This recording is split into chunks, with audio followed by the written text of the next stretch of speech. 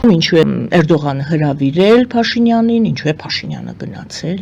Ինչու է Էրդողանը հրավիրել, քիչ թե շատ պարզ է։ Որովհետև հարաբերությունների բարելավումը Էրդողանի համար քրիտիկական նշանակություն ունի, հաշվի առնելով Իրանի Իսլամական Հանրապետության ներքին եւ արտաքին իրավիճակը եւ իր կապը միջինասիական երևի տենց ճիշտ է հնչում, չէ՞, միջասիական, միջինասիական ասա երկրների հետ է նախկին սովետական Հիմա կենտրոնական Ասիային ասում ավելի հեշտ է։ Հա, ոտ, ծեր մոտ լավ ստացվում։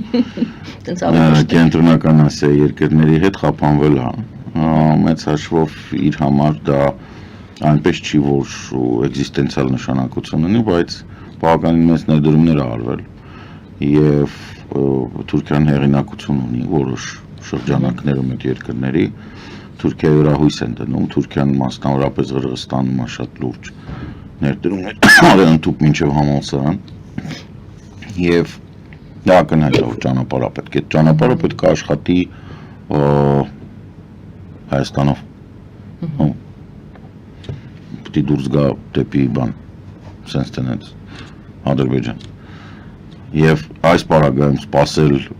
չլնող Խաշմերուկին կամ այսպես կոչված Զանգեզուրի Միջանցքին հիմարություն է, Էրդողանը ռացիոնալ գործիչ է, ինքը հասկանում որ ինքը ինձ գումար է կորցնում, ընդ որում պատերազմը Իրան-իսրայելական պատերազմը կարող է տևի շատ երկար։ Ես ակնհայտ դրան կանրադառնանք իհարկե, չեմ հավատում որ պատերազմը կարող ավարտվի 2 շաբաթում, դա հիմարություն է։ Այսօր 8-րդ օրն է դա։ Հա, չէ, սուտ են խոսում դրանք։ Անիմաստ են, բան կար մետ Արիստովիչը կար չէ, որ ասում էր 2-3 նիձել ուկրաինական պատերազմը, առաջ տարվա առաջի շաբաթից ասում էր 2-3 նիձել։ Հիմա այդ բան ասում էր 2 շաբաթից կպրծնեն ու հրեաները սուտ է չեն կարող վերջացնել։ Խնդիրը գալիս է կանգնում է նրան, որ ինչ որ շփում է պետք, ինչ որ ցամաքային ճանապարհներ են պետք եւ այդ ճանապարհների մի մասը Հայաստանով անցնում։ Քանի որ Հայաստանը բացի ամեն ինչից չունի նաև դիվանագիտական հարաբերություններ Թուրքիայի, ես ակնկալում եմ ճիշտ ասած որ այս կլինի ոչ թե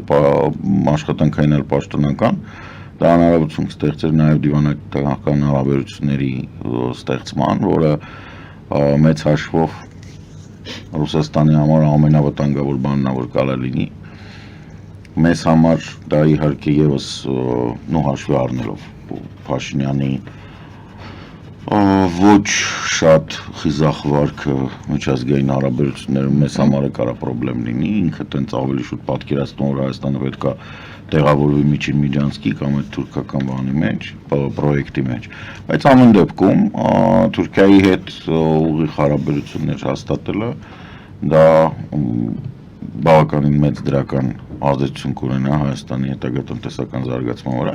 եւ Telegram որ գրել է որ ինքը պատմական է հենց այդ նկատի ունի որ Հայաստանը կարողանում է երբ որ ստեղծվեն այդ հարաբերությունները դիվանագիտական եւ կարողանանք ինչ որ չափով փորձենք տնտեսությունը ձեռբազատել ԵԱՏՄ-ից մենք Թուրքիայի միջոցով կստանանք ճանապարհ դեպի ուղիղ Եվրամիություն ցամաքային միջերկրական ծով եւ Սև ծովի երկրորդ ոտքը, այսպես ասած կունենանք, որը կտա հնարավորություն բան եւ եւս մեկ բան դեպի Էրբիլ, այսինքն Քրդաստան, Իրաք, երկրորդ ճանապարհ, որը էլի կարևոր է, որովհետեւ մենք հիմա բացառապես Իրանով ենք շփվում եւ դա մեծ հաշվով ինչքան շատ են քո բաները հնարավոր տարբերակները, այդքան ընդհանուր ծախսը գինը լոգիստիկայի իջնում է։ Հիմա մենք այդ հարցի հիմա տեսնում ենք ինչքան լուրջ է։ Մենք դեպի Միացյալ Արաբական Էմիրություններ, հա, մեր նորմալ տնտեսական գործընկերոջ օթային տարածք մտնելու համար հիմա պատտվում ենք Թուրքիայով, Կիպրոսով, եթե չեմ սխալվում, Եգիպտոսով, Սաուդյան Արաբիայով եւ գնում ենք հարավից։ Մտնում ենք բան Դուբայ, հա, որտեղ մեր հիմնական բանը մենակեն է։ Դա ուրիշ հարց է, որ հիմա բոլորն է տենց, որտեղ Իրաքի, Սիրիայի օթային տարածքներն են փակ։ Անհաջող օրինակ էր իրականում, որտեղ դե փակ է այսպես ամբողջությամբ, բայց ամեն դեպքում սա մեզ երկրորդ ոտքա տալիս։ Ամենակարևորը, որ մենք ԵԱՏՄ-ից ենք պրծնում, ԵԱՏՄ-ի մենաշնորհից ենք պրծնում եւ արդեն սիրիական դավաճան, որի դավաճանության մասին նույնիսկ Իրանն է խոսում, Ռուսաստանից ենք պրծնում ինչ-որ չափ։ Այս նենց որ տեսեք, մոտեցումը պետք է լինի հետևյալ եմ կարծիքով։ Թուրքիան հակառակորդ է։ Թուրքիան ակնհայտորեն մատը Լիբերանը չտնես, մինչև արմունկը կկծի։ Բայց սրանում նաև ինքը սրանով շատ կանխատեսելի է։ Ինքը հակառակորդ է, ընդհանրապես պետք է բան անես, այդ զգուշությունը պահես։ Թուրքիան այսպես թե այնպես հետ չի կանգնել այն մտքից, որ տարածաշրջանում ինքը ուզում է առաջուճութակ նվագել, հետևաբար ինքը ուզում է նաև խաղաղության պայմանագրի մեջ ներգրավվածություն ունենալ, ժամանակ առ ժամանակ Էրդողանը նշում է, որ ինքը ողջունում է, Թուրքիայի պաշտոնյաները ողջունում են, իրենք փորձում են, դե իրենք բաժանված են, կա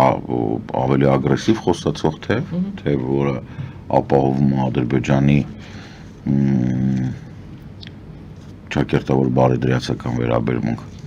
եւ թեև որը ռացիոնալ է, թեև որը հիմնականում Էրդողանն է խաղում, որը երբեք թույլ չի տալիս լուրջ հակահայկական բաներ, այդ Միչանսկի թեմաներ ինքը միշտ տենց ավելի փափուկ է ասում, դե եթե հայերը չեն ուզում գումար աշխատեն, ուրեմն թող չլինի այդ Միչանսկը, որ մեզ առնով Միչանսկ պետք չի, որ սենց շուտ բաներ, ու ժամանակ առ ժամանակ նաև Էրդողանի անձնական պատասխանատվությունն է եւ գործառույթն է Ալիևին հեռակաչափալախներ հասցնել այն մասին, թե ով է Արցախը վերցրել, որտեղ Ալիևը մեկ-մեկ ասում է, դե մենք Արցախը վերցրեցինք, Էրդողանը առավելագույնը 24 ժամվա ընթացքում ասում է, չէ, մենք վերցրեցինք,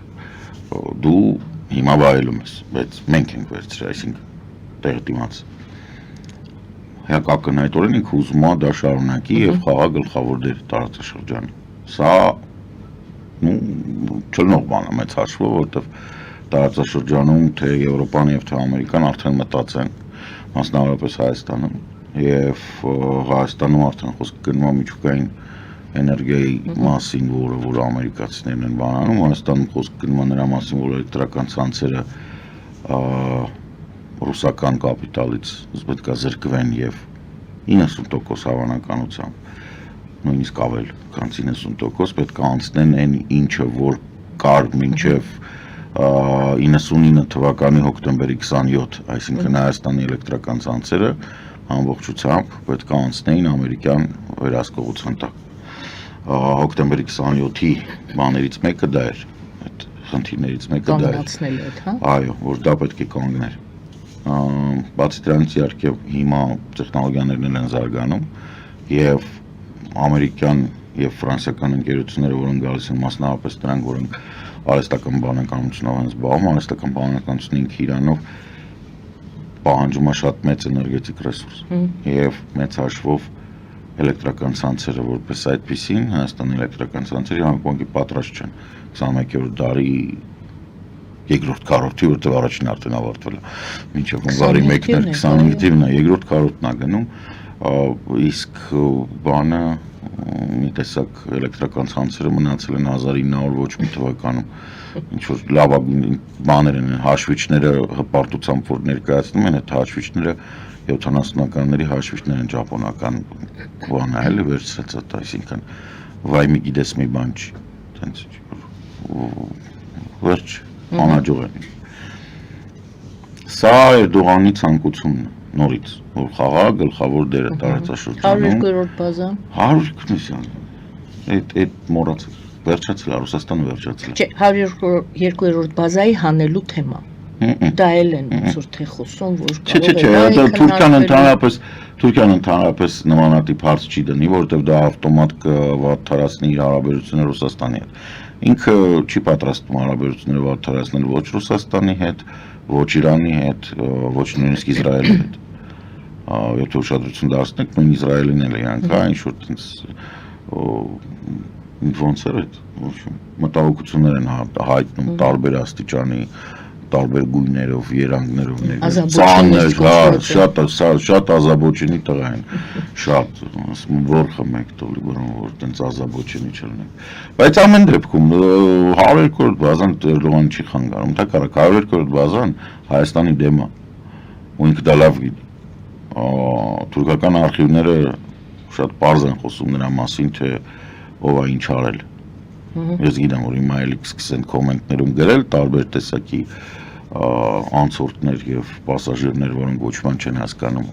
կամ ռուսական պրոպագանդայի տակ են, բայց հայոց եղերնը կրկնում եմ սկսել է 1829 թվականից Նիկոլայ առաջինի ձեռքով վերջակետ տեղից սկսված հələ Թուրքիայի մասին խոսք չկար 1829 թվական արևելյան Հայաստանի գրավումից ճակերտավոր գրավումից հետևաբար թուրքերը շատ լավ գիտեն որ ռուսական բազան իրենց դեմ չի նորից եմ ասում մենակ շատ հիմար մարդը կարա ասի որ Արաքսի ափին կանգնած բազան Թուրքիայի դեմ է մենակ շատ հիմար մարդը կարա ասի որ Էրեբունի օդակայանում կանգնած մի 29-ները Թուրքիային զսպելու համար են ոչ դրանք Թուրքիային զսպելու համար չեն